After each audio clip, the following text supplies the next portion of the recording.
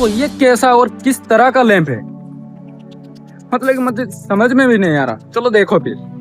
Hi hello नमस्कार दोस्तों, मैं हूं परेश और आप देख रहे हो मिस्टर हैकअप इंडिया चैनल को। व्हाट्सअप गाइस, कैसे उम्मीद कर रहा हूँ अच्छे होंगे। तो आज मैं आपको दिखाने वाला हूँ कि क्या हम एक छोटा मिनी लैंप बना सकते हैं जो कि हमेशा घूमता रहेगा।